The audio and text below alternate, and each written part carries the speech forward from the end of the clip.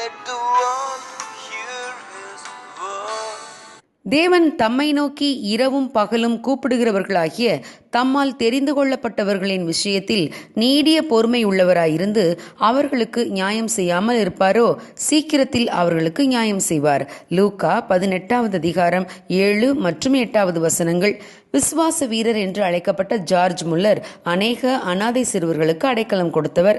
ஆயிரக்கணக்கான சிறுவர்கள் இவருடைய ஊழியத்தினால் ரட்சிக்கப்பட்டிருக்கின்றனர். சிறுவர் இல்ல தேவைகள் அனைத்திற்காகவும் ஜார்ஜ் முல்லர் யாரிடமும் கேட்க மாட்டார், தேவனிடம் மட்டுமே செல்லுவார். விசுவாசத்தோடு முல்லர் ஜெபிப்பார், உடனே தேவைகள் சந்திக்கப்பட்டுவிடும். சிறுவர் இல்ல தேவைகளுக்கு ஜெபித்த போது உடனுக்குடன் பதிலை பெற்றுக்கொண்ட முல்லர் தன்னுடைய நண்பர்களின் ரட்சிப்புக்காக ஜெபித்த போது பல ஆண்டுகள் காத்திருக்க வேண்டியதாய் இருந்தது. அது உடனே நடக்கவில்லை. பல ஆண்டுகள் அதற்காக விடாமல் ஜெபித்தார். ஜார்ஜ் முல்லர் தன்னுடைய நண்பர்கள் 5 பேரின் ரட்சிப்புக்காக தேவனிடம் ஜெபித்துக் கொண்டே இருந்தார். அநேக மாதங்களுக்கு பிறகு அவருடைய நண்பர்களில் முதலாவது ஒருவர் ரட்சிக்கப்பட்டு விசுவாசத்துக்குள்ளே வந்தார். 10 ஆண்டுகள் கழித்து அடுத்த 2 நண்பர்களும் மனம் திரும்பி ரட்சிக்கப்பட்டனர். மீதம் இருந்த தன்னுடைய 2 நண்பர்கள் ரட்சிக்கப்பட வேண்டும் என்று அவர் வருஷக்கணக்காய் ஜெபித்துக் கொண்டிருந்தார். 25 ஆண்டுகள் பொறுமையுடன் ஜெபித்ததன் விளைவாக 4வது நண்பரும் ரட்சிக்கப்பட்டார்.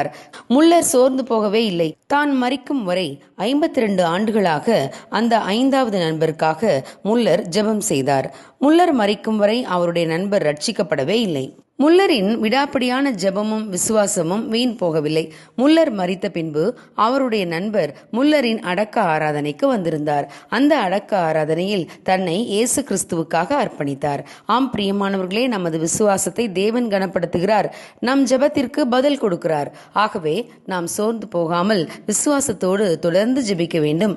தேவன் தம்மை நோக்கி இரவும் பகலும் கூப்பிடுகிறவர்களாகிய தம்மால் தெரிந்து கொள்ளப்பட்டவர்களின் விஷயத்தில் நீடிய பொறுமை உள்ளவராய் இருந்து அவர்களுக்கு நியாயம் செய்யாமல் இருப்பாரோ?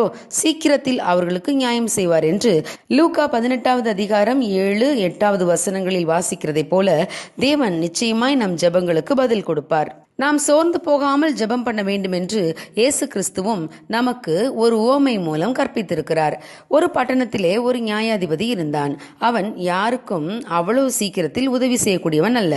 அந்த பட்டணத்திலே ஒரு விதவையும் இருந்தாள்.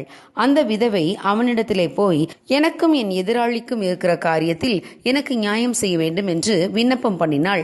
வெகு நாள் வரைக்கும் அவளுக்கு நியாயம் செய்ய அவனுக்கு மனதில்லாதிருந்தது.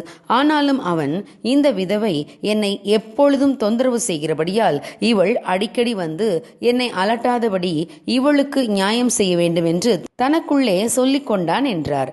ஆம் பிரியமானவர்களே, நாமும் சில காரியங்களுக்காக வருடக்கணக்காய் ஜெபித்துவிட்டு பதில் கிடைக்காததால் சோர்ந்து போய் தொடர்ந்து ஜெபிப்பதை நிறுத்திவிடுகிறோம். ஆனால் தேவன் நாம் பல ஆண்டுகளாய் ஜெபிக்கிற காரியங்களுக்கு சீக்கிரம் பதில் தரப்போகிறார்.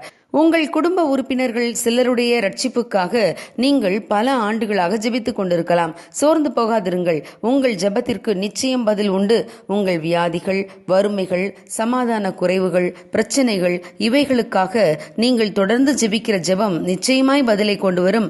ஆகவே உங்கள் நம்பிக்கையை விட்டுவிடாதிருங்கள். தொடர்ந்து ஜெபியுங்கள், பதிலை பெற்றுக் கொள்வீர்கள். God bless you. Have a blessed day.